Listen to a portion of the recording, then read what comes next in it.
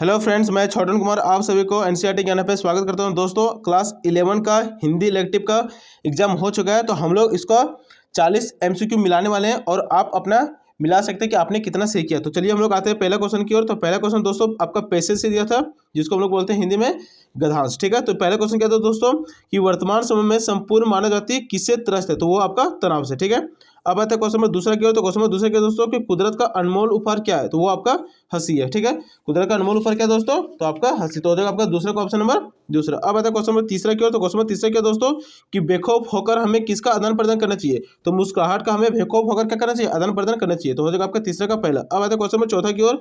क्या बोला कि तनाव से दूर कैसे रहा जा सकता है, तो किताबें पढ़कर, संगीत सुनकर, ध्यान करके, इससे तनाव से दूर रहा जा सकता है। हो जाएगा आपका चौथा इनमें से सभी। ठीक है, अब आता है क्वेश्चन नंबर पांचवा। क्या बोला दोस्तों, ये आपका दिया था किसे, तो ये दिया था आपका पदांश से। ठीक है, तो पदांश पढ़ लीजिएगा। फिर पांचवा नंबर क्वेश्चन क्या है कि प्रस्तुत पंक्ति में कवि किसका आह्वान कर रहे हैं, तो नव यौवन का। ठीक है, युवा का कर रहे हैं प्रस्ताव। ठीक है, ये आह्वान। तो जगह पांचवा क्वेश्चन हो पहला। अब आता है क्वेश्चन में छठा। क्या बोला दोस्तों कि कवि विश्व को क्या दिखलाने की बात करें, तो तरुणाई दिखलाने की बात करें। तो हो जाएगा छठा क्वेश्चन और आपका पहला।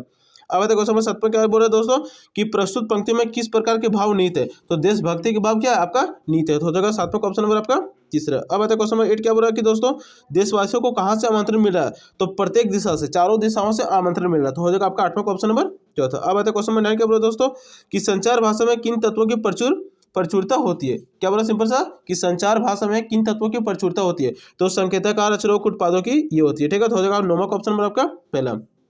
अब आता है क्वेश्चन नंबर 10 में। क्या बोला दोस्तों कि किसी लिखित सामग्री को त्रुटि विहीन करके उसको पढ़ने योग्य बनाना क्या कहलाता है, तो वो कहलाता है आपका संपादन। तो हो जाएगा 10वां ऑप्शन नंबर आपका चौथा। अब आता है क्वेश्चन नंबर 11। क्या बोला दोस्तों कि पीटीआई क्या है, तो ये एक समाचार एजेंसी है। तो हो जाएगा 11वां ऑप्शन नंबर आपका पहला। अब आता है क्वेश्चन नंबर 12। क्या बोल रहे हैं दोस्तों कि समाचार लेखन में निम्नलिखित में से किनकी भूमिका महत्वपूर्ण होती है, किसकी भूमिका महत्वपूर्ण होती है, तो वो होती है संपादक मंडल का। ठीक है, तो हो जाएगा 12वां ऑप्शन नंबर आपका चौथा।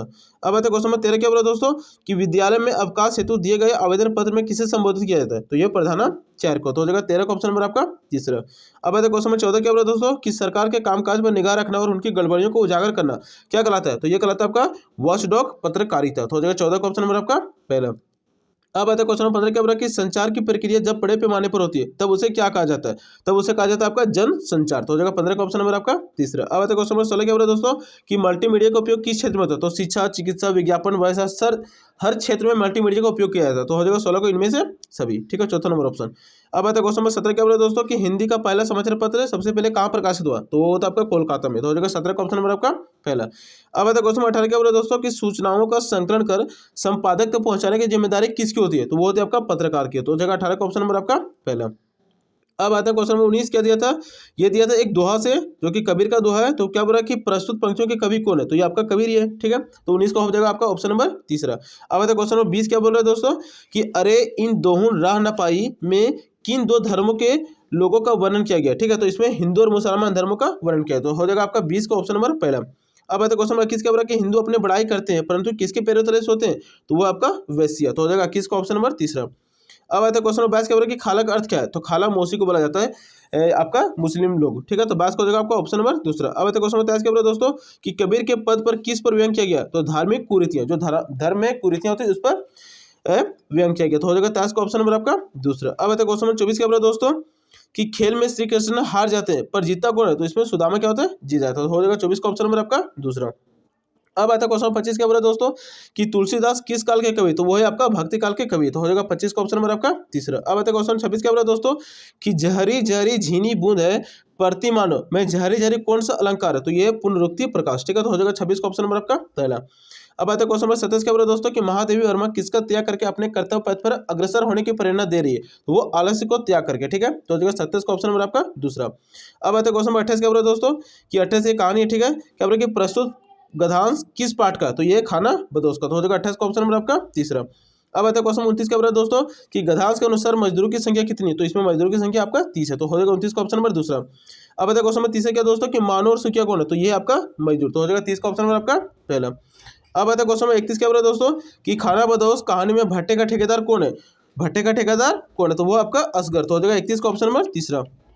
अब आता है क्वेश्चन नंबर 32। क्या बोला दोस्तों उसकी माँ कहानी के लेखक नौकर के हाथ में किसका कार्ड देखकर थोड़ा सा घबरा जाता है, तो किसका कार्ड देखकर घबरा जाता है दोस्तों? तो वो देखा जाता है पुलिस सुपरिटेंडेंट का कार्ड देखा। ठीक है, तो हो जाएगा 32 का ऑप्शन नंबर आपका दूसरा। अब आता है क्वेश्चन नंबर 33 क्या बोला दोस्तों कि बलिया के ददरी मेले में भारतवर्ष की उन्नति कैसे हो विषय पर किसने भाषण दिया? तो वो दिया भारत तेंदु हरिश्चंद्र ने। तो हो जाएगा 33 का ऑप्शन नंबर आपका तीसरा। अब आते हैं क्वेश्चन नंबर 34 को। 34वां क्वेश्चन क्या दोस्तों कि ज्योतिबा फुले ने आदर्श परिवार किसको माने? तो पिता बौद्ध, माता ईसाई, बेटी मुसलमान और बेटा सत्कर्ती हो उसको आदर्श परिवार। तो हो जाएगा 34 का ऑप्शन नंबर आपका चौथा। अब आता है क्वेश्चन 35 क्या बोलते हैं दोस्तों कि खाना बदोश कहानी में महेश को किसकी लत लग गई थी? तो वो लत लग गई थी आपकी शराब की। तो हो जाएगा 35 का ऑप्शन नंबर आपका पहला। अब आता है क्वेश्चन नंबर 36 क्या बोल रहा है कि दोपहर का भोजन कहानी के मुख्य पात्र सिद्धेश्वरी के छोटे लड़के के नाम क्या है? तो वो आपका प्रमोद। तो हो जाएगा 36 का ऑप्शन नंबर आपका पहला। अब आता है क्वेश्चन नंबर 37 क्या बोल रहा है दोस्तों कि भाभी ने गोपाल को चोरी छिपे सिगरेट पीते कहाँ देखा था? तो वो देखा था गैलरी में। ठीक है, तो 37 का ऑप्शन नंबर हो जाएगा आपका तीसरा। अब आता है क्वेश्चन नंबर 38 की ओर क्या बोल रहा है दोस्तों कि मकबूल ने ऑयल कलर की ट्यूब खरीदने के लिए अपने कौन सी किताबें बेच दी थी? तो वो कौन सी किताबें बेची थी?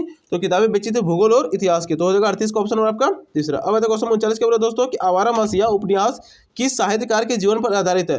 तो वो है आपका शरत चंद्र चट्टोपाध्याय। ठीक है, तो हो जाएगा 39 का ऑप्शन नंबर दूसरा। और ये है आज का 40वां नंबर क्वेश्चन क्या हो रहा है कि शरत चंद्र के ननिहाल में किस बात का निषेध था? तो शोक पालना। ठीक है, तो ये था आपका 40 क्वेश्चन। आप बता सकते हैं कि 40 में से आपने कितना सही किया और हमें कमेंट में जरूर बताएं। ठीक है, तो आज के लिए इतना ही, मिलते हैं नेक्स्ट वीडियो में।